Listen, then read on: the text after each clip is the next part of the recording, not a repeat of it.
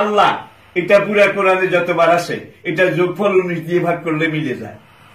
3 নম্বর রহমান পুরা কোরআনে যতবার আসে এটা যোগফল 19 দিয়ে ভাগ করলে মিলে যায়। চতুর্থ রাহিম এটা কোরআনে যতবার আসে এটা যোগফল 19 দিয়ে ভাগ করলে মিলে যায়। প্রথম সূরা এটা ফাতিহা, ভূমিকা। এরপরে যেখান থেকে মূল আলোচনা শুরু, যালিকাল কিতাবু লা রাইবা ফি হুদাল লিল মুত্তাকিন, এটা দ্বিতীয় সূরা। কোরআনের মূল আলোচনা এখান থেকে শুরু, যালিকাল কিতাবু লা রাইবা ফি। এই সূরাটার নাম কিন্তু দিকাউ গরু। আর যেখানে গিয়ে এই কোরআন শেষ হয়েছে সেই সূরাটার নাম হলো নাস, হিউম্যান বিং, মানুষ। তাহলে ভূমিকার পরে গরু দিয়ে শুরু, মানুষে গিয়ে শেষ।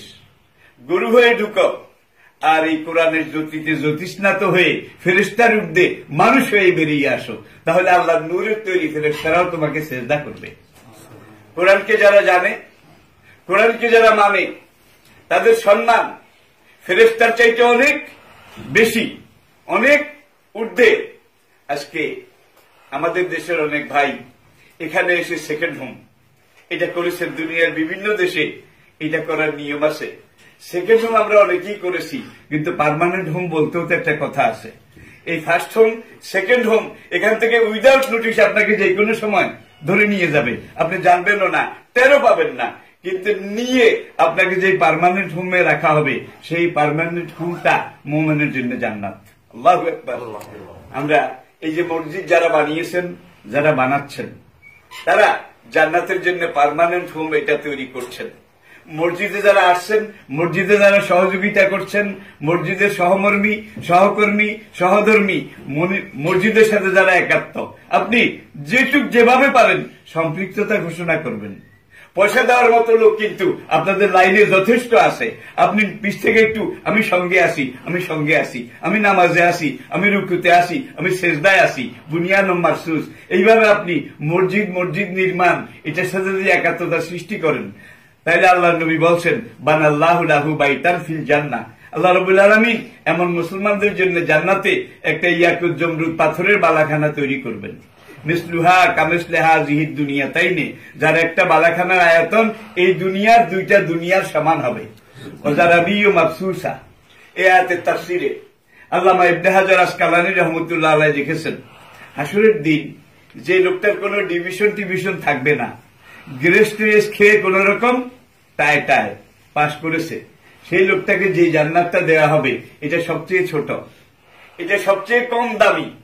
এখন এই বেহেশতের যে খাটের উপরে চাদর বিছানো হবে, সেই চাদরের যে বাড়তি সুতা হবে, 1 ইঞ্চি বাড়তি সুতার দাম মাহফিদ দুনিয়া ওমা আলাইহা, অনন্ত বিশ্ব চরাচরে যত সম্পদ আছে সবগুলোকে 7 বার বিক্রি করে তার মূল্য যদি একত্র করা হয়, 3rd ক্লাস বেহেশতির 1 ইঞ্চি সুতার দাম হবে না। আর বেহেশত আল্লাহ পাকের এমন এক কালোজয়ী চিরন্তন আবাসস্থল, ওয়ালাকুম ফিহা মা তাশতাহি আনফুসুকুম ওয়ালাকুম ফিহা মা তাদাউন। এখন 3rd ক্লাস বেহেশত বলতে আমি বলছি, আল্লাহর নবী বলেন যে সবচেয়ে ছোট বেহেশতি, শেষ বেহেশতি যেই উম্মতটা হবে তাকে আমি দেখলে চিনি। তাকে যে বেহেশতটা দেওয়া হবে তার ওই বেহেশতের বালাখানার সামনে যে ছায়াদার বৃক্ষগুলো হবে, বৃক্ষটা যত বড় নিচে ছায়াটা ঠিক তত বড়, এতটুকুন কমও নয় বেশিও নয়। হুজুর ইরশাদ করেন, ইয়াকুলাকা ফারাসান আরাবিয়ান, দুনিয়ার ঘোড়ার মধ্যে আরবি ঘোড়া শ্রেষ্ঠ।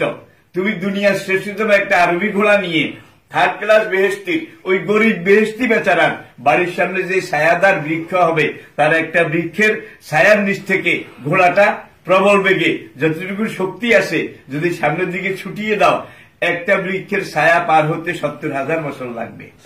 এমন গাছ একজন 3rd ক্লাস বেহেশতের সামনে 72,000 হবে। তাহলে এগুলো এমন এক আলোচনা, পর্যবেক্ষণ, যেগুলো আমি আপনাদেরকে বর্তমান বিশ্বের এই পরিবেশে এখানে রেখে বোঝানো সম্ভব নয়। এক কথায় বলতে পারি, লা আইনুন রাআত, চোখ যেটা কোনোদিন দেখেনি, ওলা ওজনুন সামিআত, কোন কাজ যেটা কোনোদিন শুনেনি, ওলা খাতারা আলা কালবিন বাশার, কোন মানুষের পক্ষে যেটা অনুধাবন করা সম্ভব নয়। আল্লাহ যত বড় তার পুরস্কারও তত বিশাল। সুতরাং আসুন আমরা নামাজের দিকে এগিয়ে আসি, আমরা মসজিদের দিকে এগিয়ে আসি, আমরা কোরআনের দিকে এগিয়ে আসি। আমাদের একটাই মোটো, উদ্দেশ্য এবং লক্ষ্য হবে আল্লাহু গায়াতুনা ওয়ার রাসূলু যাইমুনা ওয়াল কুরআনু দালিলুনা ওয়াল জিহাদু সাবিলুনা। Allah is our lord, holy prophet is our leader, holy Quran is our constitution, holy war jihad is our motto. আসুন ভাইরা, আমরা মসজিদমুখী হই, আমরা কোরআনমুখী হই। কোরআন যদি আপনার জন্য হয়ে যায়, পুরো দুনিয়া আপনার হয়ে যাবে। আপনি যদি একবার নামাজের জন্য হয়ে যান, পুরো দুনিয়া আপনার পায়ের তলে লুটিয়ে পড়বে। সুতরাং একজন কোরআন সাহেবে কোরআন, একজন নামাজি, একজন দিনদার বান্দা, তার কাছে আল্লাহর দাম সবচেয়ে বেশি।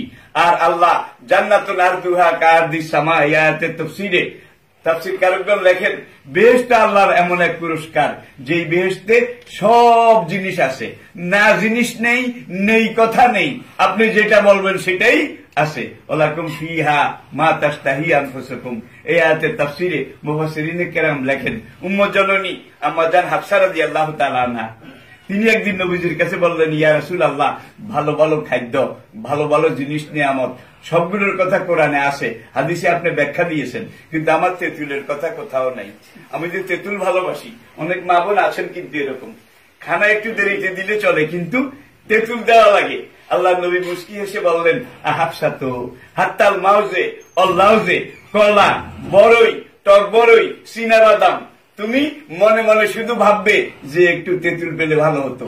তেঁতুলের বিশাল বৃক্ষ তোমার সামনে এইভাবে ঝুঁকে আসবে, তুমি পালঙ্কের উপরে শুয়ে শুয়ে যদি বলো কোয়াগুলা, কোষগুলো আর খোসাগুলো আলাদা হয়ে তেঁতুলের গোষ্ঠীগুলো আমার মুখে আসতে থাকুক, সেইভাবে আসতে থাকবে।